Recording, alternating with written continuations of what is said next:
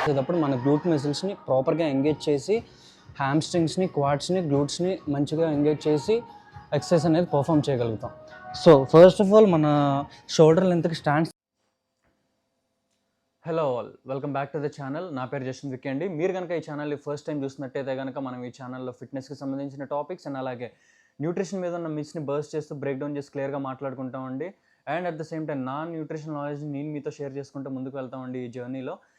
And అలాగే most important topic అయిన men's mental health and wellbeing గురించి కూడా మనం క్లియర్గా మాట్లాడుకుంటాం ముందు ఈ ఛానల్లో.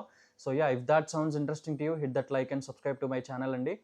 So with that being said, let's dive into our today's vlog. Already నేను మీకు నా పాత ఇంట్రడక్షన్ వీడియోలో చెప్పినట్టయితే కనుక నా 4 day స్ప్లిట్ అనేది నేను మీకు అక్కడ ఎక్స్ప్లెయిన్ చేశాను, which is legs and chest triceps, back biceps and shoulders and little bit of four arms and traps. So ఈరోజు వచ్చేసి నా ఫస్ట్ లెగ్ డే అండి. టెక్నికలీ స్పీకింగ్ నేను మళ్ళీ 1 month నుంచి అయితే నా ఈ జర్నీ అనేది స్టార్ట్ చేశాను. అది ఎట్లా చెప్పాలంటే, నా ఇంజ్యూరీ తర్వాత నేను మళ్ళీ కమ్బ్యాక్ లాగా నేను మళ్ళీ నా ఈ ట్రాన్స్ఫర్మేషన్ సిరీస్ని మొదలుపెట్టాను. I don't call it as a series అండి. ఐఎమ్ జస్ట్ ఈ జర్నీ అనేది నేను మీతో డాక్యుమెంట్ సిరీస్లో చూపిద్దాం అనుకుంటున్నాను మీకు.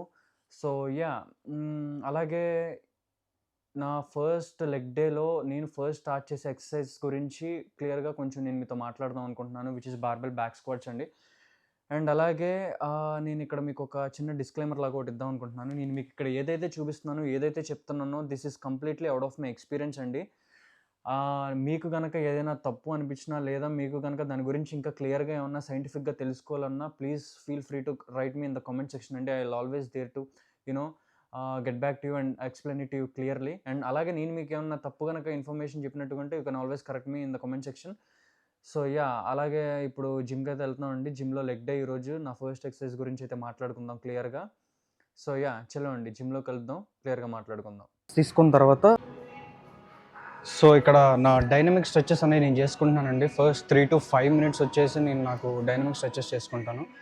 సో ఆ మొబిలిటీ అలాగా మీకు కూడా నేను చూపిస్తాను.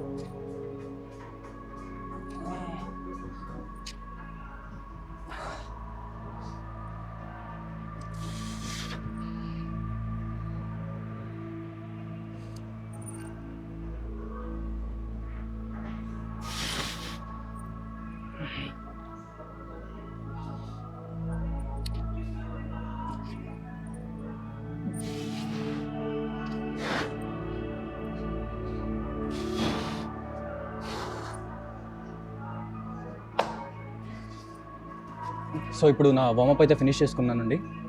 ఇప్పుడు నా ఫస్ట్ ఎక్సర్సైజ్ వచ్చేసి బార్బెల్ బ్యాక్ స్క్వాట్స్. ఇందులో ఫస్ట్ మొత్తం నేను 4 sets చేస్తున్నాను.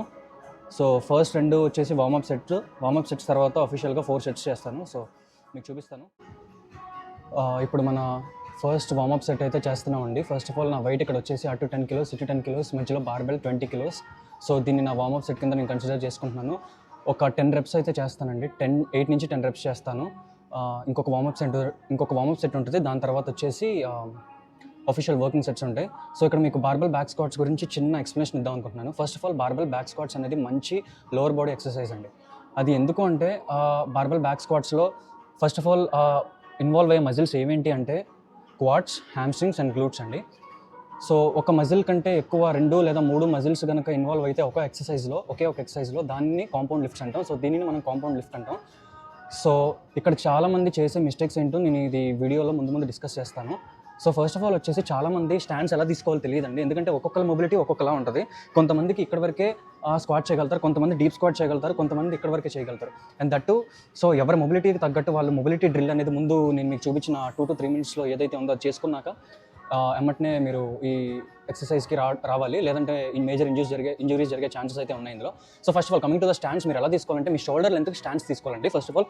సో ఇక్కడ నేను మీకు చూపిస్తున్నట్టయితే ఇక్కడ నా షోల్డర్ లెంత్కి నేను స్టాండ్స్ తీసుకున్నాను. ఇంకోటి ఏంటంటే టోస్ని ఇట్లా స్ట్రైట్గా ఎప్పుడూ ఉంచకూడదు. ఈ ముందు టోస్ అనేవి కొంచెం ఇట్లాగా కొంచెం స్లైట్లీ అవుట్వర్డ్స్ జరపాలి, లెఫ్టో రైటో. సో దట్ మనకి ఏమవుతుందంటే స్క్వాట్ చేసేటప్పుడు మన గ్లూట్ మసిల్స్ని ప్రాపర్గా ఎంగేజ్ చేసి హ్యామ్స్ట్రింగ్స్ని, క్వాడ్స్ని, గ్లూట్స్ని మంచిగా ఎంగేజ్ చేసి ఎక్సర్సైజ్ అనేది పర్ఫామ్ చేయగలుగుతాం.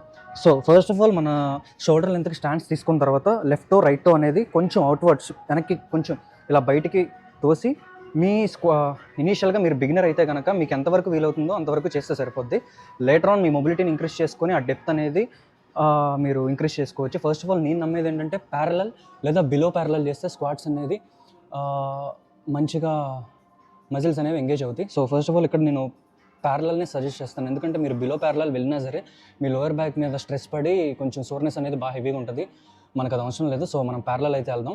సో ఇంకోటి ఏంటంటే మనం బార్బెల్ నేను వెనక తీసుకున్నా కూడా కోర్ని బ్రేస్ చేయాలండి. ఇక్కడ చాలామంది చేసే పెద్ద మిస్టేక్ ఏంటంటే బార్బెల్ తీసుకొని ఇట్లా స్క్వాట్స్ అనేది పర్ఫామ్ చేస్తూ ఉంటారు. సో మనం ఈచ్ రెప్ని ఫోకస్ చేస్తూ చేయాలి. ఫస్ట్ ఆఫ్ ఆల్ కోర్ అనేది బ్రేస్ చేయాలి. అది ఎలా అంటే బార్బెల్ తీసుకున్న తర్వాత కోర్ ఇట్లా నేను బిగిపిస్తున్నాను చూడండి. బిగించినాక స్క్వాట్ అనేది పర్ఫామ్ చేయాలి. 1 పైకి వచ్చినాక బ్రీత్ అవుట్. సో ఇక్కడ చిన్న ఎగ్జాంపుల్ ఎలా అంటే మీకు చెప్పేది, మీరు అండర్ వాటర్ లోపలికి కనుక వెళ్తే మీరు ఎలా అయితే ఊపిరిని బిగబట్టుకుంటారో అండ్ అలాగే బిగబట్టుకొని మీరు ఫస్ట్ ఇనీషియల్గా బార్బెల్ వెయిట్స్ ఏం అవసరం లేదండి. చేతులతో మీరు స్టాండ్స్ని ఫిక్స్ చేసుకున్నాక మీరు చేతులు గాల్లో ఇలా కానీ పెట్టుకొని స్క్వాట్ అనేది ఇలా పర్ఫామ్ చేయొచ్చు. Breathe in all the way. ఇక్కడ మీరు బ్రీత్ ఇన్ అయ్యే ఉండాలి. పైకి లేచేటప్పుడు మళ్ళీ breathe in, breathe out. So that మీ కోర్ని కూడా మీరు కంప్లీట్గా ఎంగేజ్ చేయగలుగుతున్నారు. సో అదండి. సో కమింగ్ టు దట్ ఇప్పుడు నేను ఫస్ట్ వార్మప్ సెట్ అయితే చేస్తున్నాను. Let's go.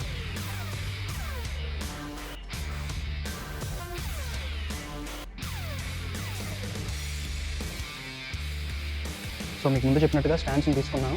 స్టాండ్స్ని తీసుకున్న తర్వాత నా టోస్ని లెఫ్ట్తోని రైట్తోని కొంచెం జరిపాను. సో నేను మీకు చెప్పిన చిన్న ఎగ్జాంపుల్, బ్రీత్ ఇన్,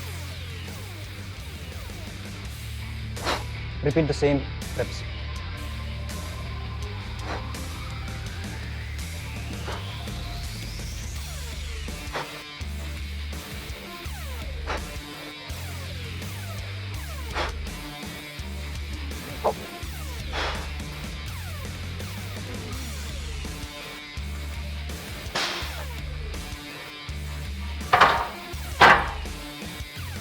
సో మీరు చూసినట్టయితే నేను నా మజిల్స్ని ప్రాపర్గా ఎంగేజ్ చేయడం జరిగింది. నా glute muscles, hamstrings and quads.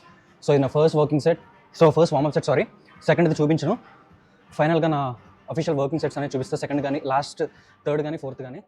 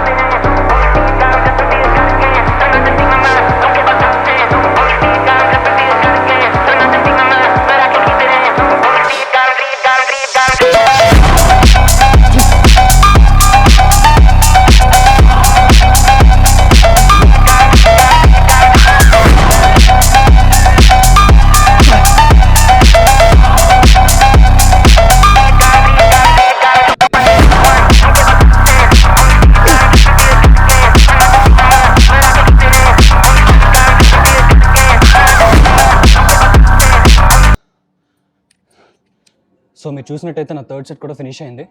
So which is where 9 reps వచ్చినట్టున్నాయి. 8 count చేసుకుంటాను. 9th rep అనేది కంప్లీట్గా చేశాను అని నేను అనుకోను. సో ఫోర్త్ సెట్ కూడా నేను మీకు చూపిస్తాను.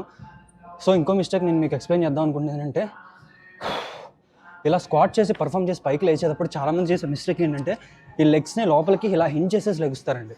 అంటే మీకు ఇటు నుంచి చూపిస్తాను. ఇలా పొజిషన్ ఇలా తీసుకున్నాక లేచేటప్పుడు వెయిట్తో ఇలా కాళ్ళని లోపలికి పెట్టి పైకి లేచిపోతూ ఉంటారు. దానివల్ల ఏమవుతుంది అంటే ఈ మోకాళ్ళు అనేవి ఇంజూరీ అయ్యే ఛాన్స్ చాలా ఎక్కువ ఉంటాయి. సో ఇప్పుడు మీరు ఈ పొజిషన్లో ఉన్నప్పుడు కాళ్ళు రెండు ఇదే పొజిషన్తో స్ట్రైట్ లైన్లో లెగాలి ఇట్లా. సో కాళ్ళు ఏమాత్రం లోపలికి బయటికి పెట్టకూడదు. ఇంకోటి ఏంటంటే putting way too much of arch. చాలామందిని చూస్తే ఇలా ముందుకి ఇలా పెట్టేస్తారు, అది మంచిది కాదు. సో మీరు ఎప్పుడైతే మీ కోర్ని బ్రేస్ చేస్తారో, ఇందాక నేను మీకు చెప్పినట్టు బ్రీతింగ్ చేసి స్క్వాట్ చేసి మళ్ళీ పైకి వచ్చినాక బ్రీత్ అవుట్ చేస్తారో, అది సరిపోతుంది ఆ మూమెంట్ అనేది. సో లాస్ట్ సెట్ అవుట్ చూపించి నేను నెక్స్ట్ నా సెకండ్ వేరియేషన్కి అయితే మమ్మల్ని తీసుకుని వెళ్తాను, లెగ్ ప్రెస్ మెషిన్. సో అక్కడ కలుద్దాం.